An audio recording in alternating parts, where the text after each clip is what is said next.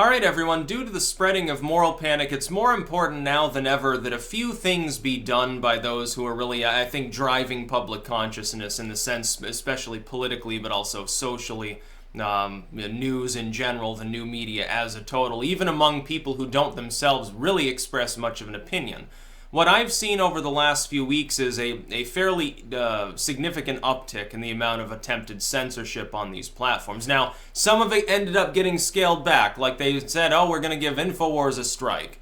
Then they gave them a second strike, then they rescinded it apparently, and that was literally fed in by CNN. It's gotten to the point where there are multinational, multi-billion-dollar corporations successfully attempting to employ the terms of service of websites against their competitors. The fact that it's somewhat successful should be worrying everyone. It should worry, it shouldn't matter what their political affiliation is.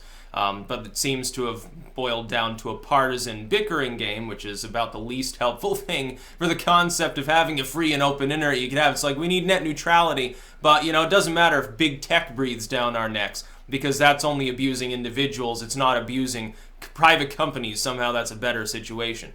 What I would say is this. Number one is, if you're a content creator, join these sites, and that's what this is about. Links in the description. I am on Bitchute. All of the content I'm uploading here is mirrored there.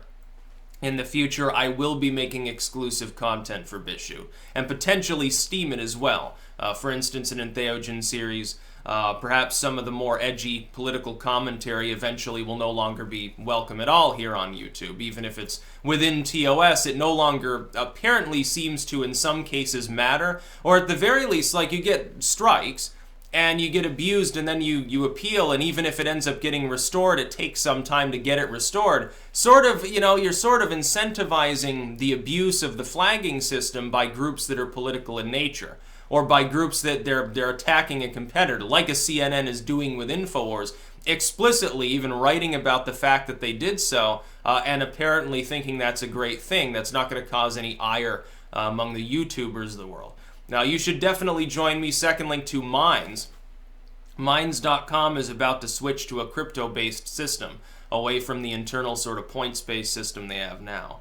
There are people apparently making a considerable sum of money already on Minds. Now, I don't really do monetization or anything like that, but if they're doing crypto and people are just, passively mining a little bit while using this network, and people are taking a share for making or collating content, that could work, actually. It could work for me, and I think it could work for a website.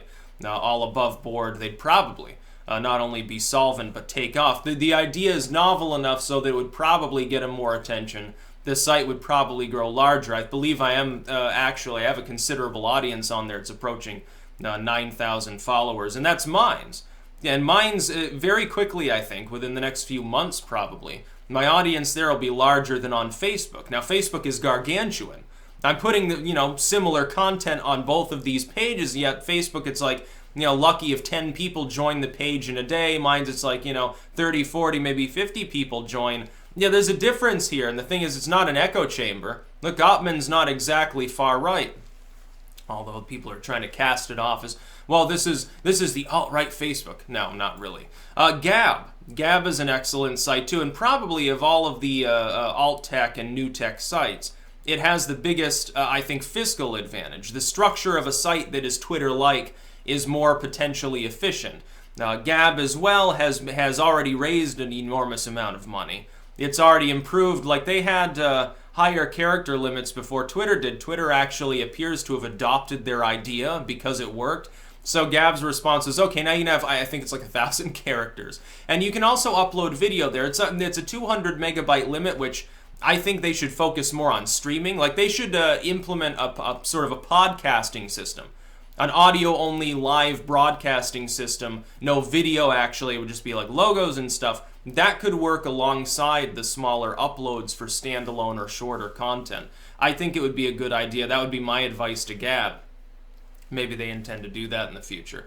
But having alt-tech is really the first way in which we can prevent censorship. The second way is to platform those that have been abused, to give them the ability to air their grievances, to address things. Keeping in mind, of course, if you have a stream, of course, you can be flagged for what your guest says, so beforehand, probably a good idea to agree upon, or implement a delay if you want to, I suppose. Agree upon maybe some subjects you're not talking about. You've got to use a little bit of tact at this point. We shouldn't have to. We should be able to do what we always did on YouTube, which is, hey, I'm talking about an issue, here's my opinion. I'm not harassing a person. I'm not making a criminal threat. I'm not doing anything illegal, therefore it should be allowed on the platform. We can no longer do that, though. NGOs have done to YouTube what they've done to older wave websites over time. The legacy media has, which is try to gull them into adopting censorship methods that will, in time, degrade the functionality of the site, I think. It will centralize it more.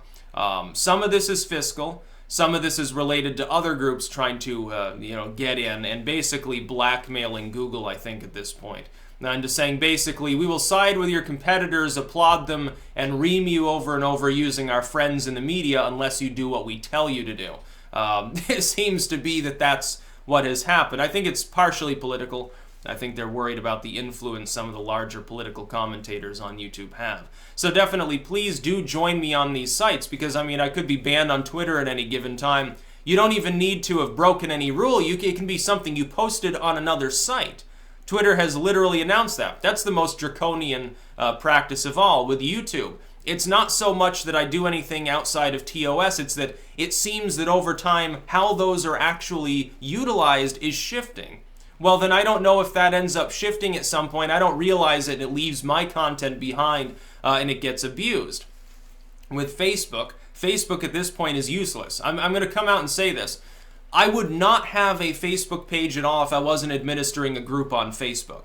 That's all. It's my fan page. That's all I do. I don't post things on my actual profile. I have like 3 people that I even fucking message at this point. So who cares? Facebook is dying off. Nobody from the younger generation is joining it. A lot of the millennials are leaving it high and dry for better platforms, including Minds.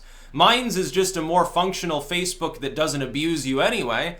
Plus a blog functionality, plus video posting, although it's a little arcane. It's more like a LiveLeak style thing. By the way, that's another thing. LiveLeak really should be the one to rebrand itself, considering it's sort of commensurate with the edgier side of content you couldn't put on YouTube there for half a decade. Right now you have to do a bunch of coding. So really, links in the description to those. You should join me there. We can circumvent censorship, but it takes time and effort. The dark days of the current dying paradigm are not over yet. That's about all. Peace out.